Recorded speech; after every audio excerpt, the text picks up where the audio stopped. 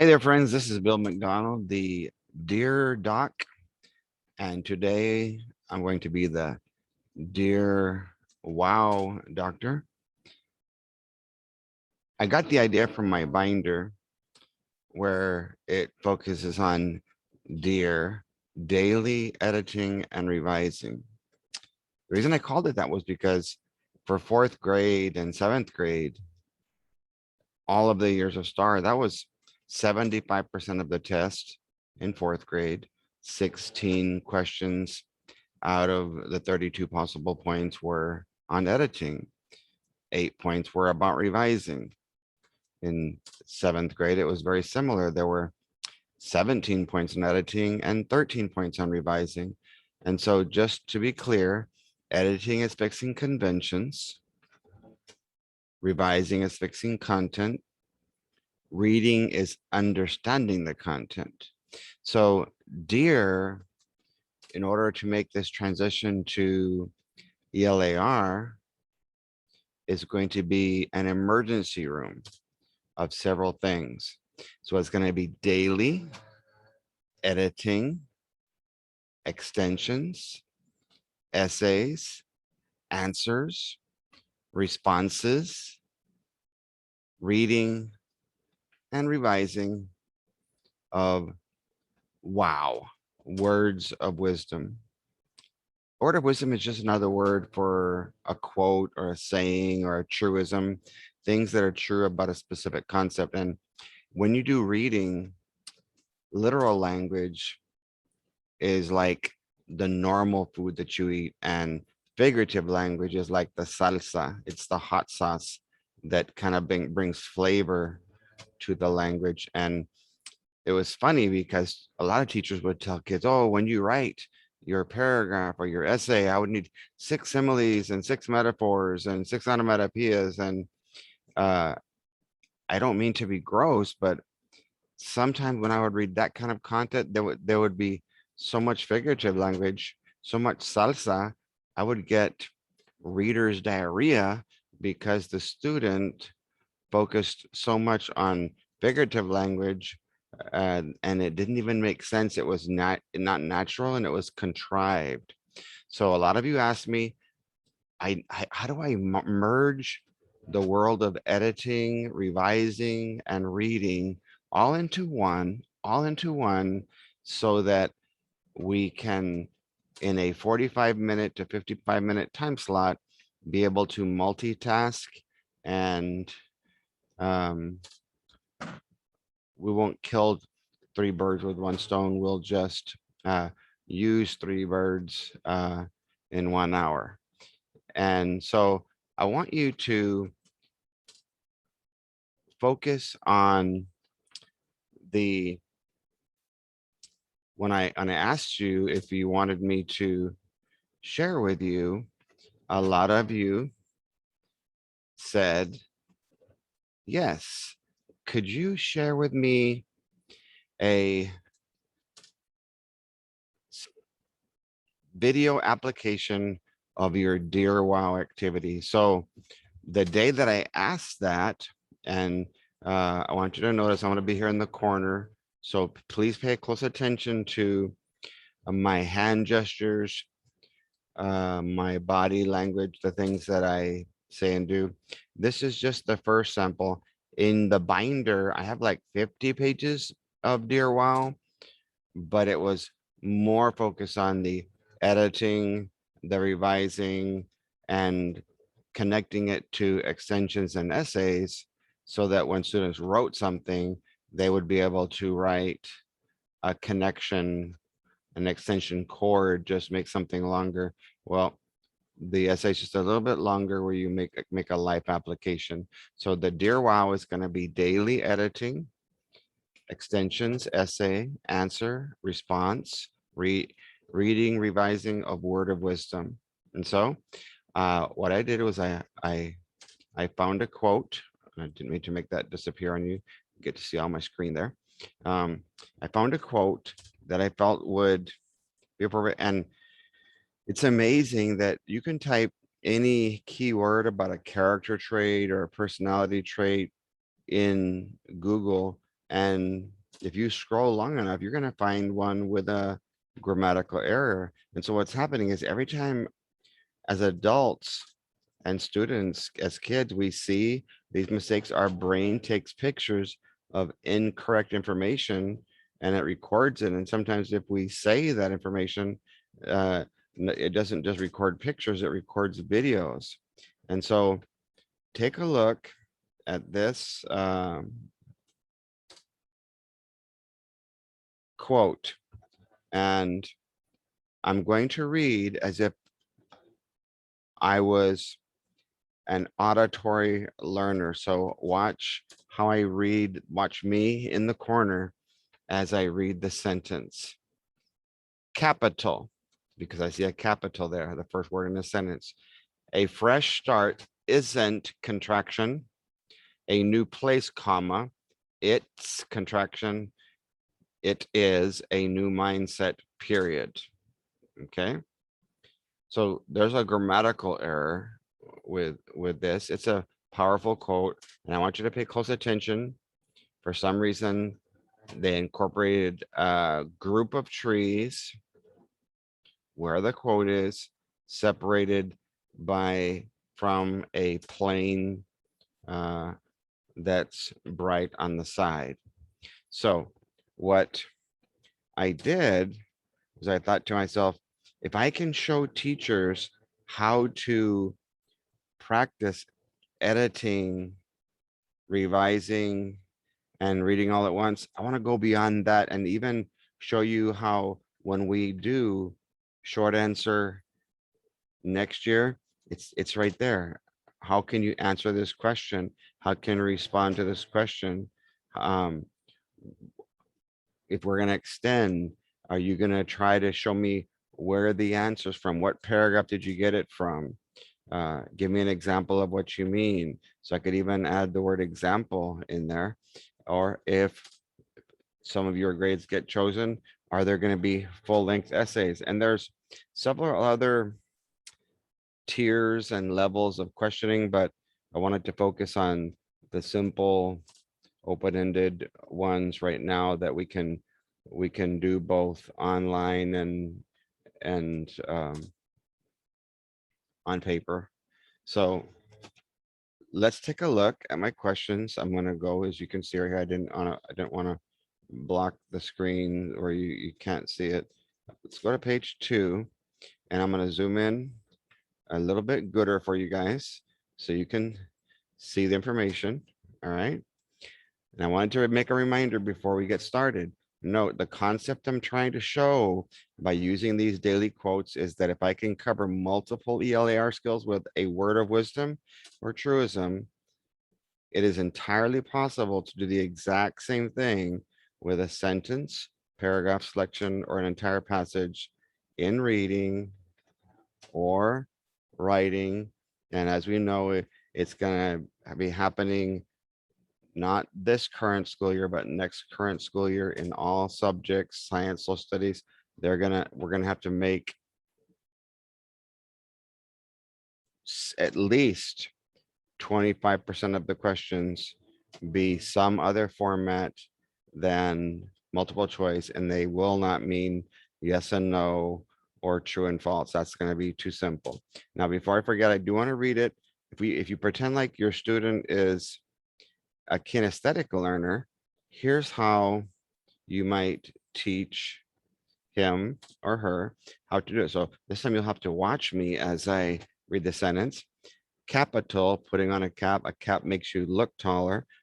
A fresh start isn't, it is not a new place, comma, bouncing on the table, a little imaginary ball. It is a new mindset, period. And I bounced the ball on the floor. So that would be kinesthetic. Now, if that was kinesthetic and verbal, but if you do it like this, watch me. A fresh start isn't a new place. It's a new mindset, And all it took was me thinking about the capitalization that I'm seeing and doing something kinesthetic with it. So if I'm a visual learner, then I'll do something kinesthetic to remember concepts. If I'm an auditory learner, well, then I have to open up my mouth and verbalize not just the sentence, but all the capitalization, the punctuation, the usage, and even talking about the spelling sometimes. Because uh, if this is a reading text, I want to be able to make a writing connection. So that's what I did with the questions that we're going to work on. So question number one is I did basically the deer in the order that I showed you. What is the correct way to write the sentence in the quote on the previous page? The words correct and sentence in a question and is a clue that the mistake is either a run on a fragment. So I'm going to show you two ways. One that elementary would possibly do, and one that students in fifth grade or higher would be taught to do. Number one, little example number one, remember that sometimes uh, there's going to be one new test method where there's more than one correct answer. So capital A fresh start isn't, is not a new place, period. Capital it is a mindset, period. So there was a run on. That means they should have replaced that comma that was there with a period. And so if I was to think about a sentence like a street, when you're slowing down the street, you're slowing down the cars in the street, you would use yellow because yellow means caution. And so the second one, capital, a fresh start isn't, is not a new place, semicolon. Again, we're slowing the sentence down. I would bounce that on the table because it means there's more coming. Semicolon is followed by a lowercase first word that continues the thought that was mentioned in the previous sentence. It is a mindset. Well, what do we do about the stop signs? Well, there's two of them. So you would think of ending sentences as stop signs. So if the sentence was the street, then the periods are the stop signs. And so that's what that would look like if I just did it kinesthetically. A fresh start isn't a new place. Complete bounce on the floor. It's a mindset. A fresh start isn't a new place. I bounce on the table, and I would probably suggest you bounce it twice because once for a comma and twice for either a semicolon or a colon. It's a mindset. Okay, so that would be the first one. The second one, slide down just a hair with my mouse. This is Zoom where you can annotate and never leave your computer. But I would suggest that if you have a document camera, don't be tied to your computer where you're sitting there. Be able to use the document camera. If your computer has the ability to change pages of PowerPoints, don't do PowerPoints all the time. Don't do the same thing. Change it up enough. And so if that's all you did for today, that would be great because you want to do something daily. Pick something daily, and I'm gonna work for this. Will be my quote for this week. Number 2, answer or respond, A and R of dear, to a question in a complete sentence. So I need to add the word in there. I just let you discover that I'm not perfect. I apologize. What does the word fresh mean in the context of the sentence? Because if you think of the word fresh, We could talk about the weather. It could be fruit, the Fresh Prince of Bel-Air. It could be anything. So what I wrote was capital, the intended meaning of the word fresh in this quote is like a new way of looking at or thinking about a situation or problem you might be going through. Okay, so I went ahead and did it in a complete sentence. That way my students can practice capitalization and punctuation. There's no commas. So if I was to do this verbally, capital, the intended meaning of the word fresh in this quote is like a new day, a new way of looking at or thinking about a situation or problem you might be going through, period. Okay. Sliding down. Let's extend by, on this extension, just making a life application.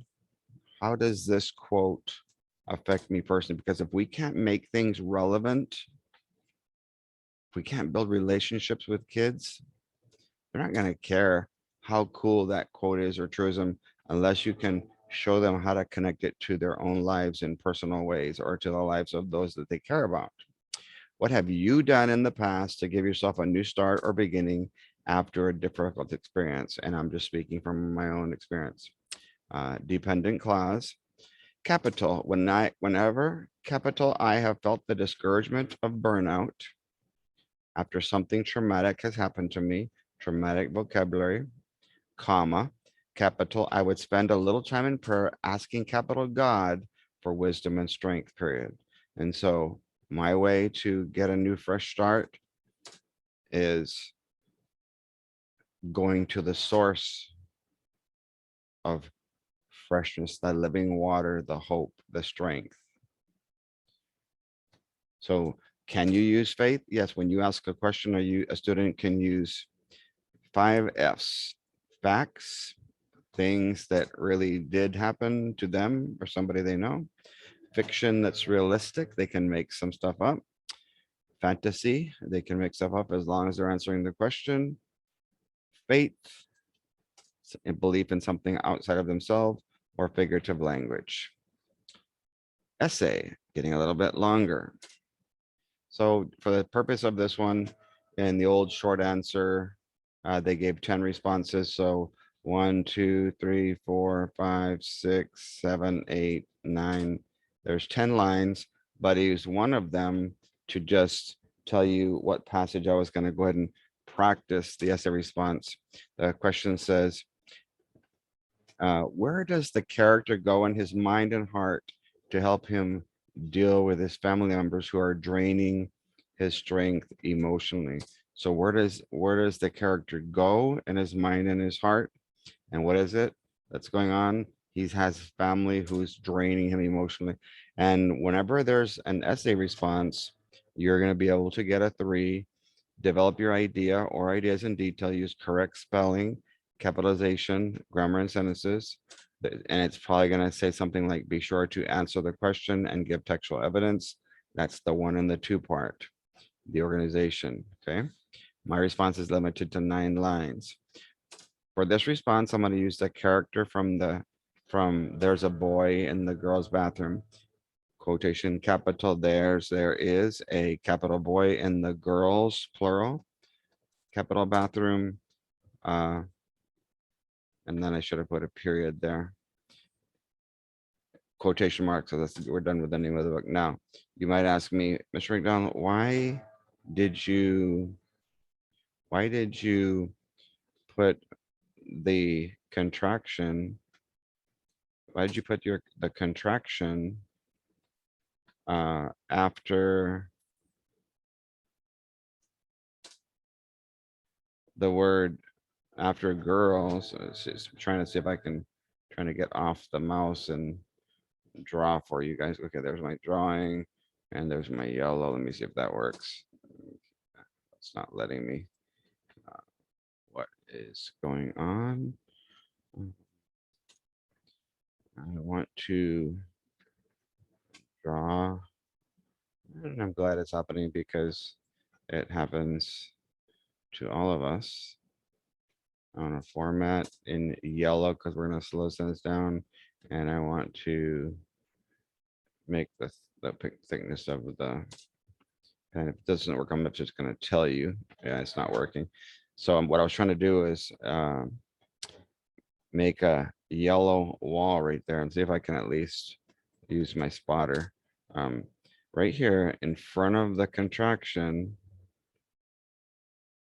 for some reason it's trying to grab the whole thing.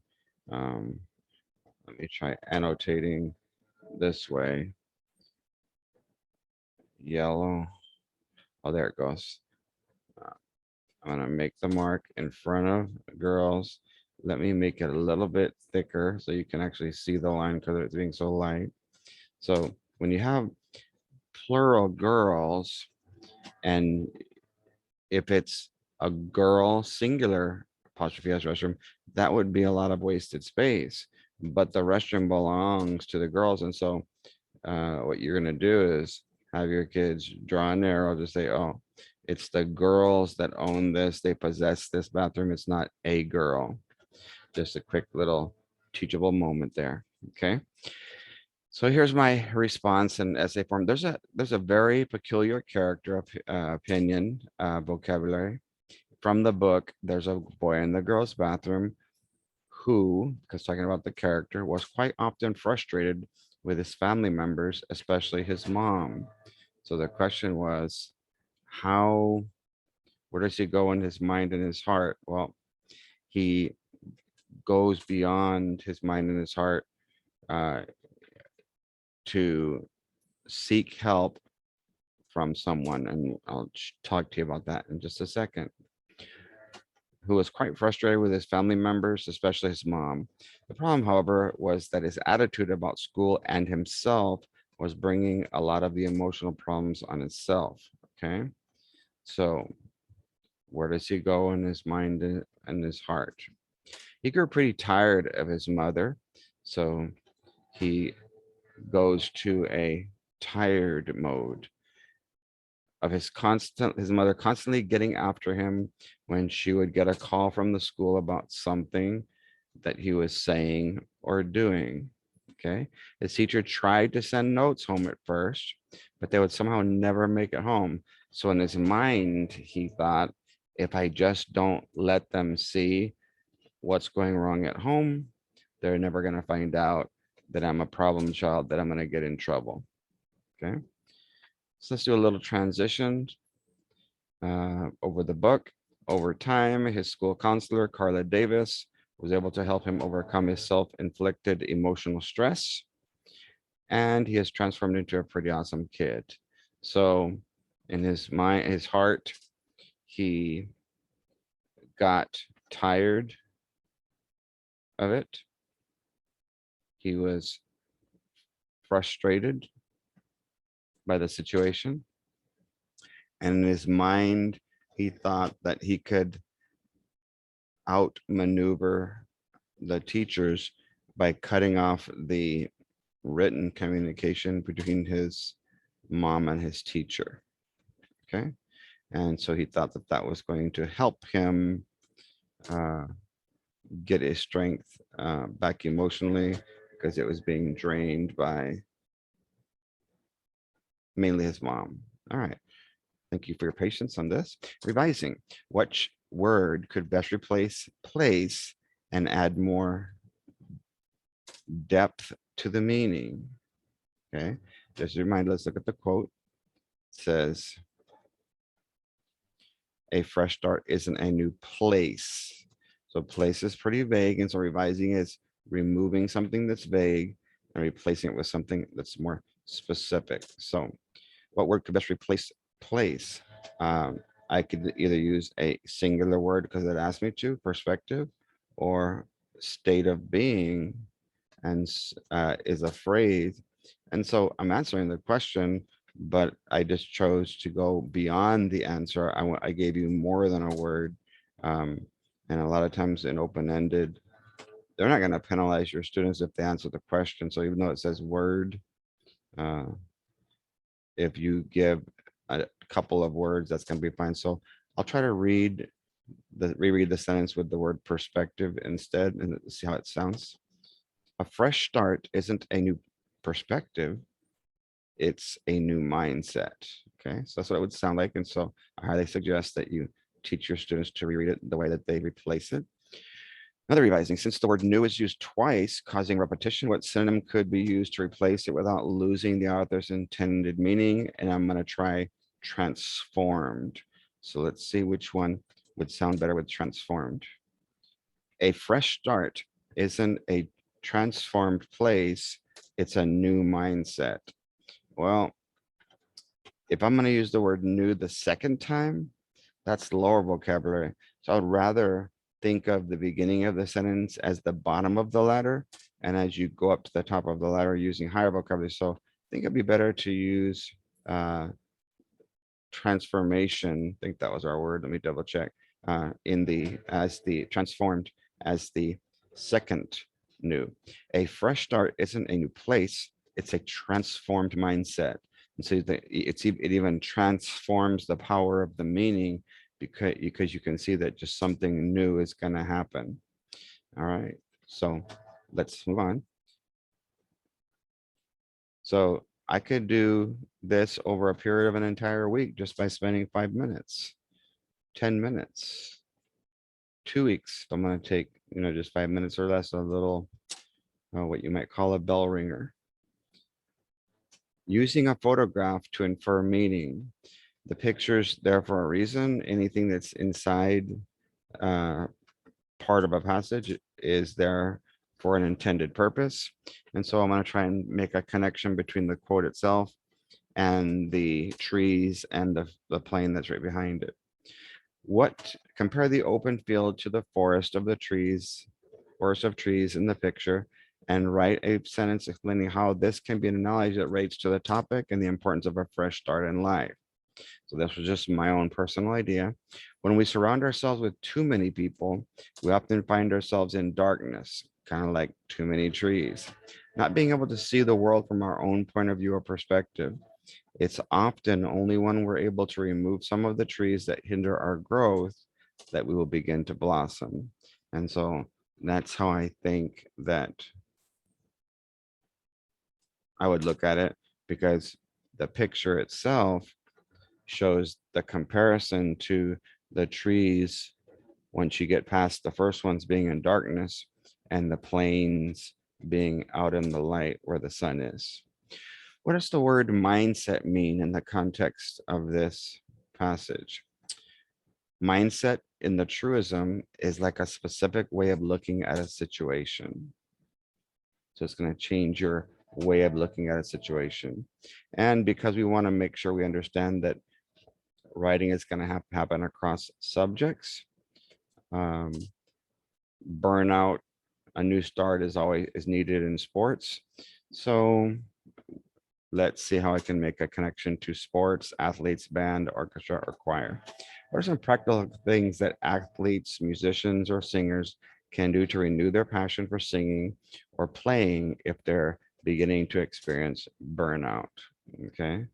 And everybody experiences burnout in some way. And so I'm going to use a connection to a current event called a song. And it's current for me because it was during my lifetime. For many kids, it would be a historical context because it happened to be the song came out before they were even born. But the song goes, there's a song that has the words, everybody needs a little time away. And it closes with that line with from each other. Okay. Well, I need a capital there. The same truth can apply to a hobby or sport as well. Let me explain myself. So this is an extended response. If we don't take emotional, physical, and mental breaks from things, those very things can begin to suck the life and joy out of our lives. So that's, as you asked, Dear Wow, in a form that I think will help you, teachers who have limited timeframes, to teach reading, editing, and revising. So as they're reading a passage, have them verbally say the capitalization and punctuation, or kinesthetically, if they're visual kinesthetic learner. Um, and you can extend beyond, you can do what I call TMIs, teachable moments of instruction, where you can talk about specific um, revising concepts, things you might add, remove, or replace to a passage that already exists, editing concepts, making the grammar connections as you're reading the passage. And then if you have editing and revising, you could also understand that every passage has a purpose. And it doesn't matter whether it's editing, revising, or reading, or science. There's always going to be a reason for the passage. So that's how I would suggest that you kind of make the cross subject connections. And I just did it with a word of wisdom. So imagine what you could do with a math problem or a science paragraph or a social studies passage or any of that main content area. Can even be done in computers, as you saw in PE, music electives. So please share this video if you liked it. Uh, uh, if you feel like that this could help you, use the dear wow that I have in the back of the binder, the daily editing and revising reading of ELAR and writing.